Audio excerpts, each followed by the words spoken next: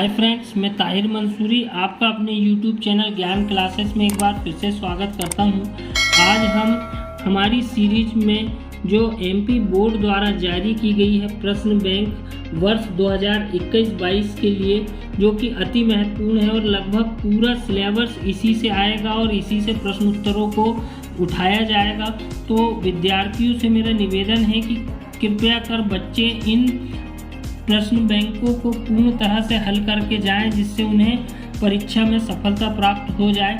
तो सबसे पहले हम हमारी सीरीज में कक्षा 11वीं विषय लेखा शास्त्र को लेकर आए हैं। तो आइए शुरू करते हैं।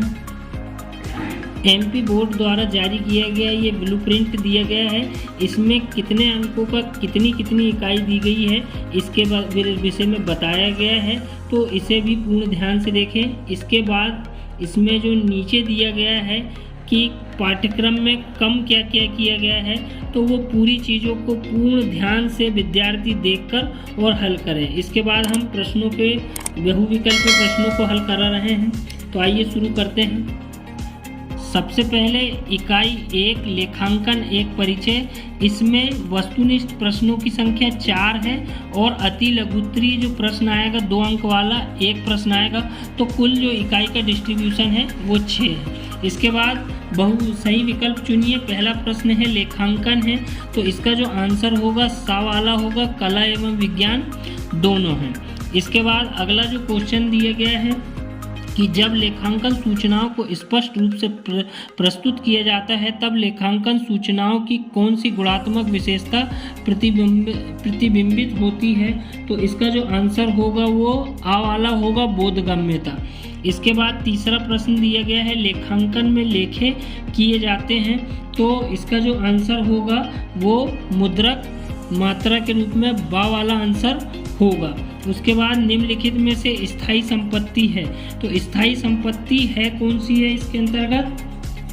भवन जो है वो स्थायी संपत्ति होती है, बाकी सब जो है वो चालू संपत्ति कही जाती है। उसके बाद 5वां पॉइंट प्रश्न है माल का अर्थ क्या है, तो इसका जो आंसर होगा क्रय एवं विक्रय की जाने वाली वस्तु। सा इसका आंसर होगा, क्रय एवं विक्रय की जाने वाली वस्तु। उसके बाद अगला है निम्न में से कौन सा व्यावसायिक लेन देन नहीं है, तो इसका जो आंसर होगा अपने निजी खाते से बेटे की फीस दी।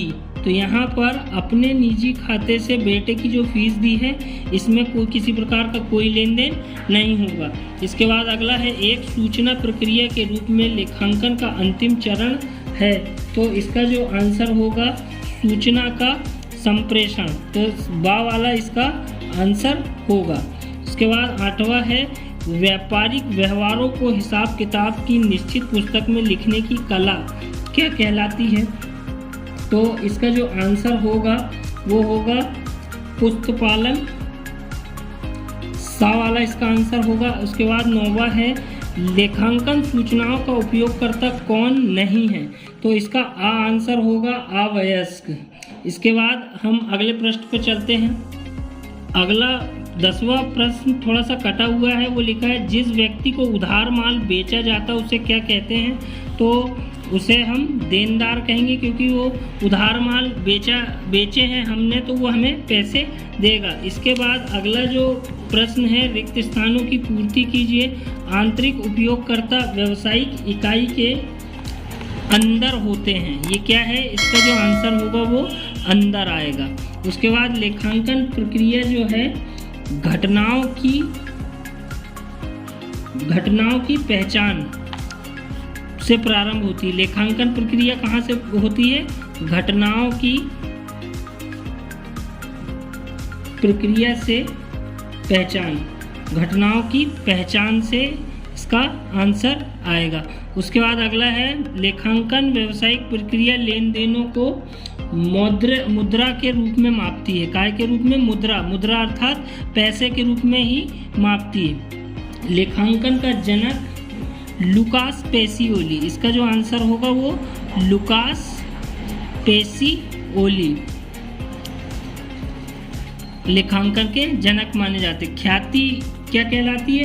ख्याति एक अमूर्त मतलब होता है जो दिखाई नहीं देता है, उसे हम अमूर्त बोलते हैं, जिसे छुआ या देखा या स्पर्श नहीं किया जा सकता है। लेखांकन का क्षेत्र बही खाते के क्षेत्र से विस्तृत, इसका जो आंसर होगा क्या होगा, विस्तृत होता है। विस्तृत मतलब बड़ा, जो लेखांकन का क्षेत्र होता है वो ज़्यादा फैला हुआ होता है, इसलिए उसे विस्तृत कहा जाता है। लेखांकन जो है व्यवसाय की क्या कहलाती है, भाषा, इसका आंसर है भाषा कहलाती है। देय एक चालू दायित्व है, क्या है, चालू दायित्व है।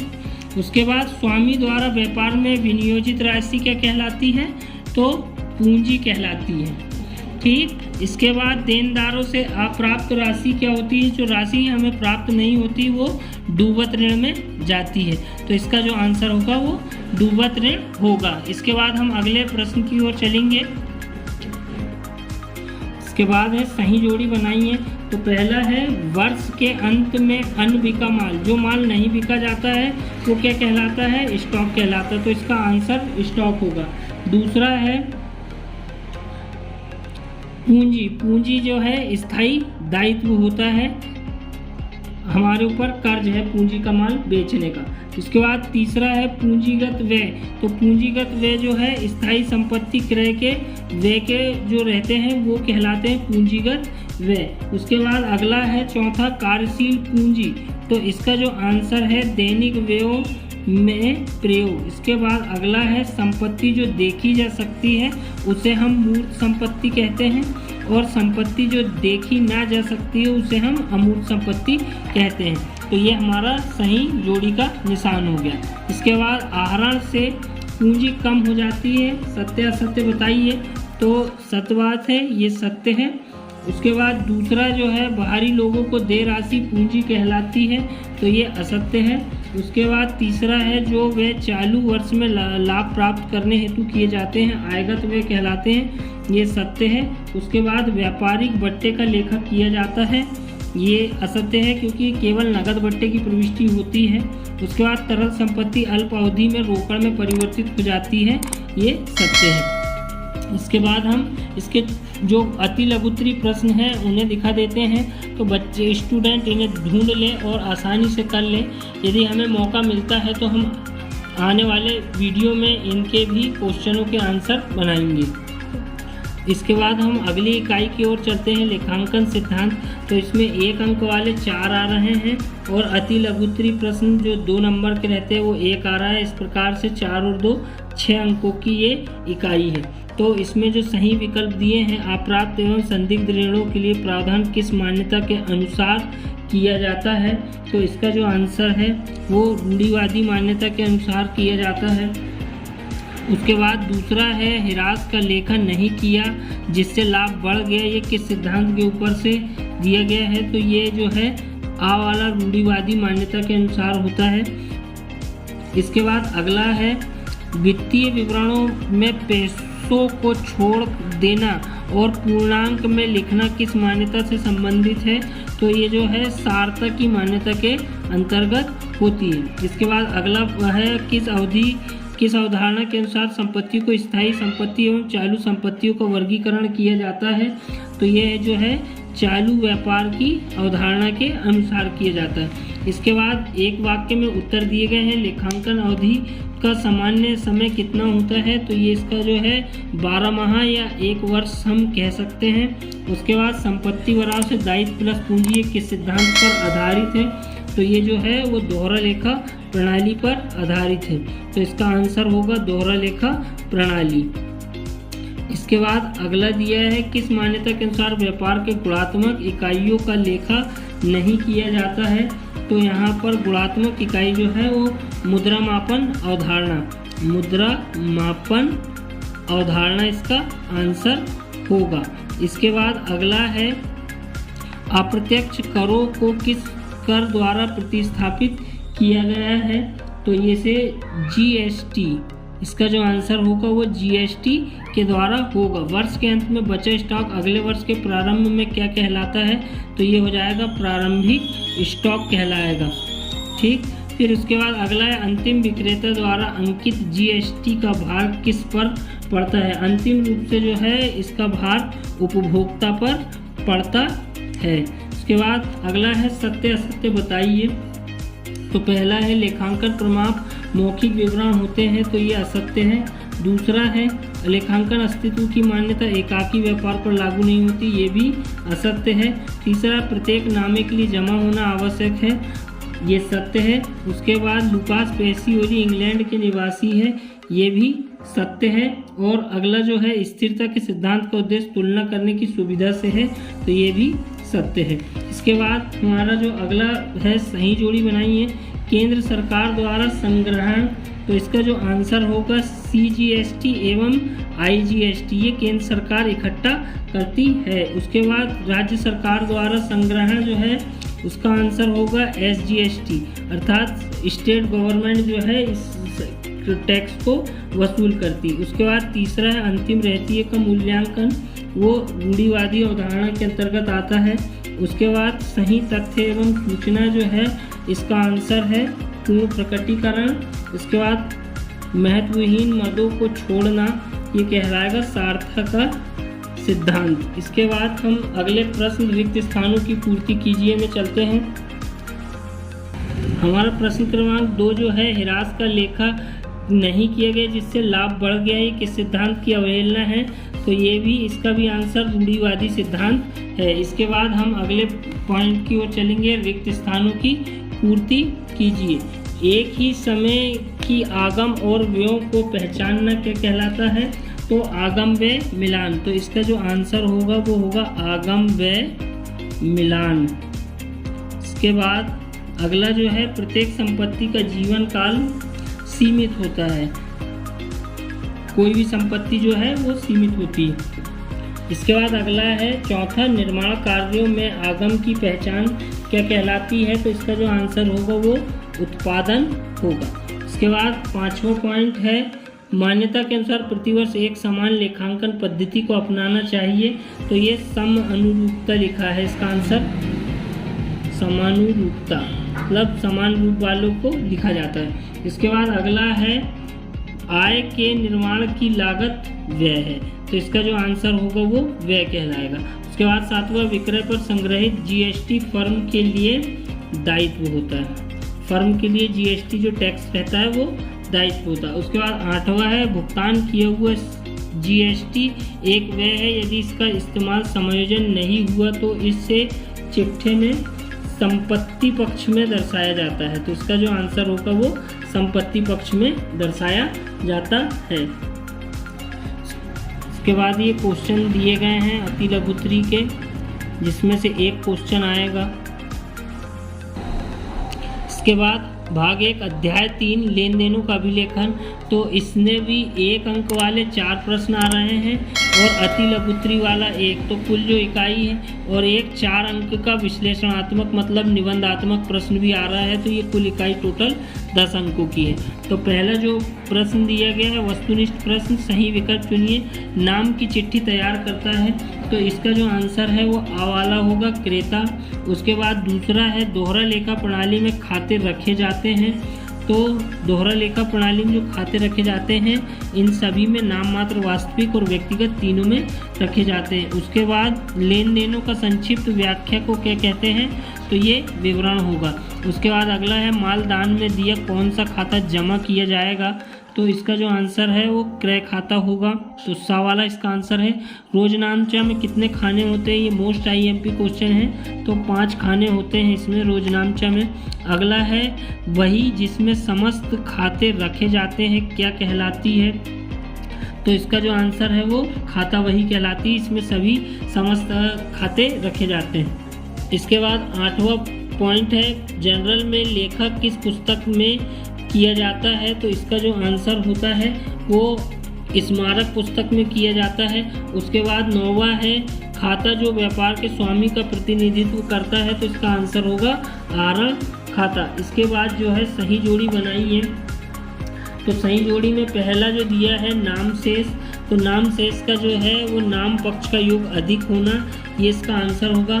दूसरा है व्यवसाय के लिए हानि, तो इसका जो आंसर है पूंजी पर ब्याज, ये दूसरा।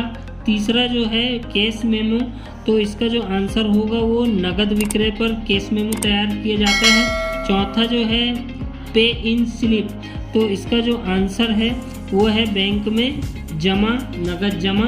पांचवा है व्यवसाय के लिए आय, तो ये जो है आहरण पर ब्याज जो है वो व्यवसाय के लिए हानि कहलाएगा। उसके बाद हमारा अगला है सत्य असत्य बताइए। तो पहला है खाता बही में रोजनामचा पृष्ठ संख्या देना आवश्यक नहीं है, ये असत्य है। उसके बाद खाता बही में एक जैसे लेन देनों को एक ही स्थान पर लिखे जाते हैं, ये सत्य है। उसके बाद रोकड़ बैंक में जमा करने पर बैंक खाता जमा किया जाता है, ये असत्य है। प्रत्येक लेन देन का लिखित प्रमाण होना चाहिए, तो ये सत्य है। उसके बाद प्रमाणक लेन देन के सही लेखांकन का प्रलेख है, ये भी सत्य है। उसके बाद एक वाक्य में उत्तर दिए गए हैं। विक्रय खाते का शेष सदैव कैसा होता है, तो जमा अर्थात क्रेडिट शेष होता है, डेबिट शेष। उसके बाद अगला है संपत्ति क्रय पर किस खाते को नामे किया जाता है, तो संपत्ति जब क्रय की जाती है तो संपत्ति को डेबिट शेष किया जाता है, तो यहाँ पर डेबिट शेष नामे को कहा जाता है। और इधर विक्रय खाते का शेष सदैव जमा अर्थात क्रेडिट शेष होता है। उसके बाद अगला है किसी खाते के दाएं भाग को क्या कहा जाता है, तो इसका जो आंसर है वो जमा शेष होगा।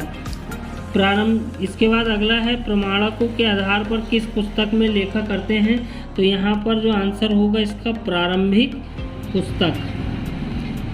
अगला है कौन सी पद्धति में खातों को 5 भागों में बांटा जाता है, तो ये आधुनिक पद्धति है, इसका आंसर। उसके बाद अगला है खाता बही में कितने कॉलम होते हैं, तो खाता बही में 8 कॉलम होते हैं। खाता बही में लेन देनों को लिखने को क्या कहते हैं, तो खतौनी करना, इसका जो आंसर होगा वो खतौनी करना कहलाएगा। उसके बाद आखिरी है कौन से खातों को बंद कर दिया जाता है, तो नाम मात्र के खातों को बंद कर दिया जाता है, नाम मात्र के खाते। इसके बाद जो प्रश्न उत्तर दिए गए हैं अति लघुत्तरी वाले, विद्यार्थी इन्हें देख लें।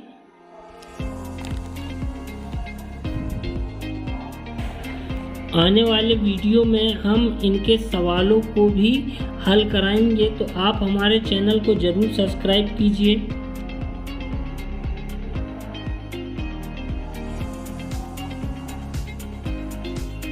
इसके बाद अध्याय 4 लेन देनों का अभिलेखन, तो इसमें जो है 1 नंबर वाले 3 क्वेश्चन आ रहे हैं और 2 अंक वाले 2 क्वेश्चन आ रहे हैं और 3 अंक वाला 1 आ रहा है। इस प्रकार से जो है ये इकाई जो है पूरे 10 अंकों की होती है। इसके बाद हम अगले इसके विकल्पों की ओर चलते हैं।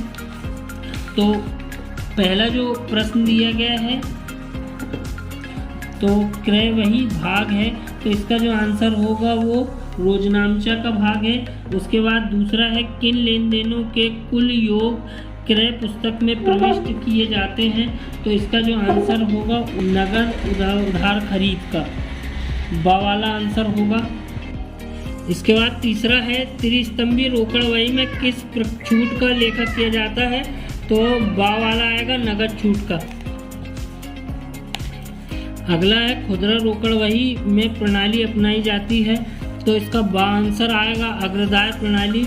उसके बाद पांचवा है यदि किसी लेन देन के नाम और जमा पक्ष का अभिलेखन रोकड़ वही में किया जाता है तो ये लेन देन क्या कहलाएगा, तो इसका जो आंसर है आ आएगा उभय पक्ष प्रविष्टि। उसके बाद अगला जो प्रश्न है रिक्त स्थानों की पूर्ति कीजिए। तो पहला प्रश्न है उधार बेचे गए माल की राशि ना वसूल होने पर उसे दुवत ऋण कहते हैं। उसके बाद अगला है क्रेडिट नोट जो है विक्रेता द्वारा बनाया जाता है। उसके बाद तीसरा विक्रय खाते का शेष जो है हमेशा जमा शेष होता है।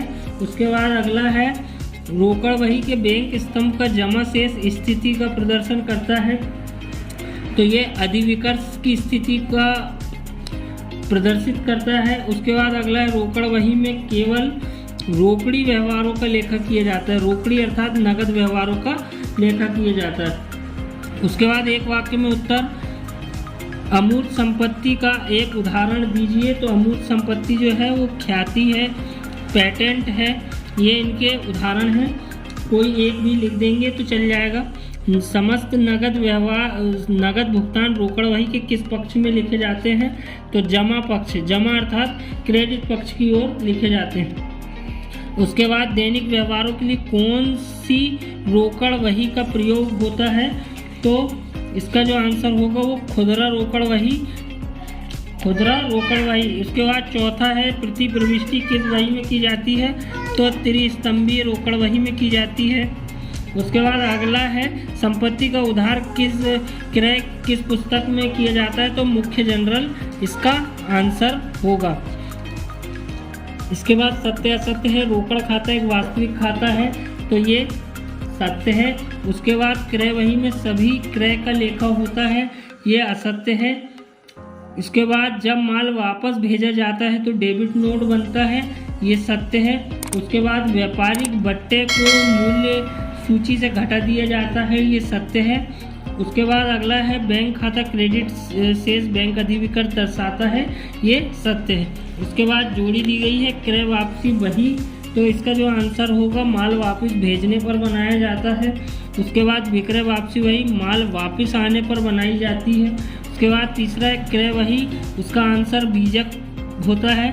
चौथा है लघु रोकड़ वही को अग्रदाय पद्धति भी कहा जाता है। इसके बाद हम मिलते हैं अपने नेक्स्ट वीडियो में। इसके पार्ट 2 में हम विभाजित कर रहे हैं, तो बने रहिए हमारे चैनल के साथ। तब तक के लिए धन्यवाद।